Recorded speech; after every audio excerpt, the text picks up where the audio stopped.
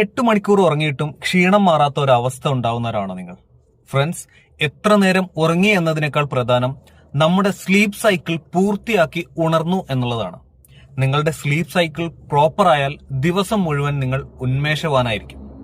എന്താണ് sleep cycle? നമ്മുടെ ഉറക്കം ഒരേപോലെ സ്ട്രെയിറ്റ് ടൈമിങ്ങിലല്ല നടക്കുന്നത്.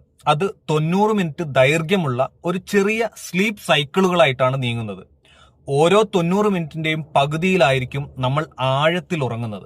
അപ്പോ ഈ സൈക്കിളിന്റെ പകുതി വെച്ച്, അതായത് ആഴത്തിലുള്ള ഉറക്കത്തിനിടയിൽ സൈക്കിൾ പൂർത്തിയാവാതെ അലാം അടിച്ച് നിങ്ങൾ ഉണരുന്ന ആ ദിവസം മുഴുവൻ നിങ്ങൾക്ക് തലവേദനയും ക്ഷീണവും അനുഭവപ്പെടും. ഇതിനെയാണ് സ്ലീപ്പ് ഇനർഷ്യ എന്ന് പറയുന്നത്.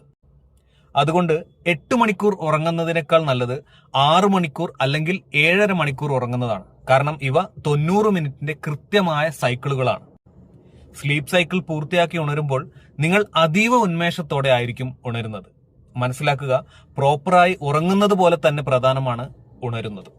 Just give it a try.